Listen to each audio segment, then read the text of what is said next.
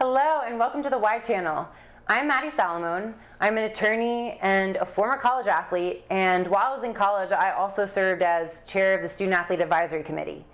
And I created this channel because I felt that it was very important to kind of address some of the misunderstandings and inaccurate information that is being circulated surrounding the world of college sports.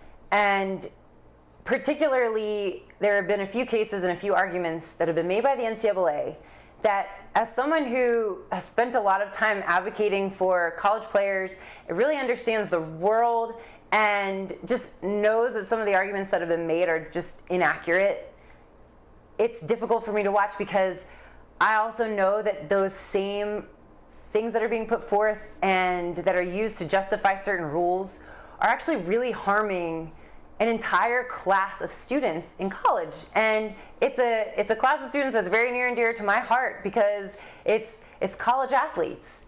And one of the ways that the NCAA has sort of maintained its grasp on this world of college sports and prevented a lot of money from going towards college players is by using this notion of amateurism, which is not clearly defined in any way, and I will address that in this video. But part of the problem is that the NCAA and schools do a little bit of fear-mongering when it comes to this issue, because they put forth that, well, college players play for the love of the game, and if we put any more money towards them, and in their mind they think of the only way of doing that as paying college athletes, then it would destroy the world of college sports as we know it. And they use this argument that amateurism is crucial for consumer demand of college sports. And they talk about all these idyllic notions of what college sports are. And athletes absolutely believe that when they commit to college, and I certainly was one of them, that, you know, we play for the love of the game and that we sacrifice a lot, but it's worth it, and we play for our teammates and everything else. And the problem, though, is that the idea of playing for the love of the game and being protected and fairly compensated on some level are not mutually exclusive, as the NCAA would have you believe. Because, as we all know, college sports is a very profitable industry. And it's why the NCAA is clinging so much to this idea and talking about how consumer demand is crucial for, or how amateurism is crucial for consumer demand. It's because they know that they stand to lose a lot of money if suddenly people get wise and realize that there should be more money that's actually being funneled to athletes instead of coaches and instead of going to building lavish facilities. And what prevents a lot of that from happening is actually that the rules prevent certain spending by schools on athletes. And in the media, we hear so much about how, you know, paying college athletes would be such a problem. But paying college athletes is not the only way to benefit them and to make the system more fair. But if we are to believe what the NCAA says about college, the whole college experience being so important and education being such a fundamental platform of the NCAA, then why is there not more money being spent on professional development or health insurance and safety, which is why the NCAA was created as well? In this video, though, I'm going to address this issue of amateurism, and I'm going to specifically talk about some of the arguments that the NCAA has made in a recent case that is wrapping up trial this week, which is Alston v. NCAA. And this is an antitrust litigation case, and I'm not going to go super into depth of everything about the case, but one of the arguments that the NCAA has made in this case is that amateurism is crucial to consumer demand, and it therefore is a justification for its rules that limit competition and would otherwise be a violation of the law. Now, the problem with this argument, there are many problems with it, but one of them is that there is no actual definition of amateurism. If you go to ncaa.org, you can eventually navigate to a page where it'll talk about amateurism. I've included the link below in the description box, as well as some other great resources that you should definitely check out. If you click on the link, It'll take you to a page where you will find an explanation of how to receive certification of amateur status by the NCAA Eligibility Center. And this is geared towards prospective college athletes. But the closest thing that there is to an actual definition is not a definition at all. It's actually a list of activities that may impact your amateur status. The list of activities include signing a contract with a professional team, playing with professionals, participating in tryouts or practices with a professional team, accepting payments or preferential benefits for playing sports. Very vague. Accepting prize money above your expenses, accepting benefits from an agent or prospective agent, agreeing to be represented by an agent, delaying your full-time college enrollment to play in organized sports competitions.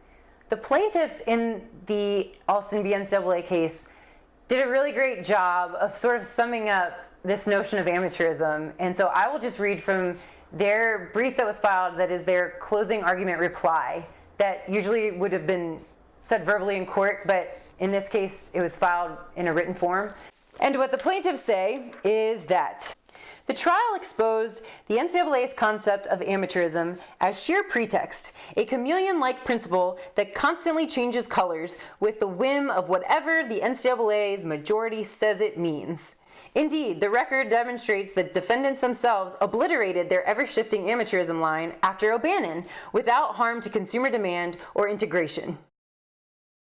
And it used to be absolutely no compensation for athletes, and now it means, well, in some circumstances we'll allow compensation. So Olympics, okay, maybe we'll allow you to make some money, and we'll carve out exceptions for certain tournaments, for certain sports. And so some athletes get some compensation sometimes, but other athletes we penalize for receiving payment for anything. And again, I'm going to go back to the plaintiff's closing reply brief because it is just so on point about what evidence the NCAA actually offered. Defendants' closing confirms that their purported evidence of pro-competitive justifications boils down to nothing more than 1. The NCAA's own bylaws and related propaganda, i.e. the cartel rulebook. 2. 6 hand-picked and non-representative witnesses who, relying on large swaths of uncross-examined hearsay statements, offer worthless lay opinions that consumers of college sports do not want college athletes to get more compensation. 3. An economist who did not analyze any economic data or perform any statistical modeling or testing and based his core opinion on a single piece of speculative deposition testimony that increased conference competition would cause negative externalities, whatever that means. A survey expert who admitted that he did not design his survey to test whether increased compensation would affect consumers' future demand behavior, really helpful, and an economist who admitted that college athletes would be better off if allowed to receive more compensation or benefits. So, not helpful to their argument? Now, as a side note as well, and I think that the plaintiff's brief also does a great job of pointing this out, the NCAA doesn't actually discuss this when they are deciding what rules to create. And I will point to a footnote in the plaintiff's brief, which in addition to pointing out this fact, also points to testimony of Kevin Lennon, a vice president at the NCAA, who has been there for about 30 years, and in his current position, I believe, about 16 years. And great guy. I had the pleasure of working with him when I was on the Student Athlete Advisory Committee and as chair of the committee. And what he said at trial was that he could not recall any economic study of any type ever presented at a single NCAA meeting where they set various caps for benefits to determine whether or not there would be an adverse effect on consumer demand. He also testified that he could not recall a justification memo for a proposed rule ever discussing consumer demand. And I will submit my own perspective and experience. When I sat on various committees, and including the Rules Working Group in 2013, when this group was tasked with basically eliminating all the rules and creating a very small rule book and putting the autonomy into the conference's hands to make their own rules and decide all sorts of things. Well, not only did we not discuss consumer demand ever to my recollection, we often discussed budgetary issues, as the plaintiff's brief points out, and also that it would increase the gap between the haves and the have-nots. Now, as I sat in this room, one of the arguments, and this is not a novel idea, but I would point out that, well, it would be permissive legislation anyway, so no school must do these things. So if they can't afford to pay athletes, or they can't afford, and it wasn't really discussing paying athletes, it was if they can't afford to provide certain benefits to athletes, then they don't have to do it. Suffice it to say, there's a lot that colleges could spend their money on that they are not. And part of it is that they're limited by the rules. And part of it is just a choice or excuses that are made to not put more towards college players. And I'm certainly not one that is coming out and saying, I think that college players should be paid. I think that there is a happy medium in between there. But would I rather see more money go to college players than coaches or lavish facilities and really, in my mind, areas that waste money? Absolutely. Because I think there's a great need, and there's so many ways that you could actually help develop these individuals who are sacrificing so much of themselves for their schools and for their teams to help them develop professionally. Because frankly, it is a sacrifice when you become a college player, because you're giving up your time, which is one of the most precious gifts in my mind. So if you think about it, and most people who've played college sports know that it is a full-time job. And not only is it a full-time job because of the time demands that are actually put on you by your coach, but if you want to actually be a good college player, you have to put in way more time than just practice time and film and any required meetings that you must go to. But for lacrosse in particular, which is what I played in college, that meant going out and playing wall ball, and it meant developing my stick skills. And for baseball, that means getting in the batting cages extra amounts of time. And for other sports, it means other things. And so athletes dedicate so much time, though, that they don't have time to have a job or do an internship. And they're actually prevented, in many cases, from taking part in certain things that other students may take part in. And we'll address that in another video as well.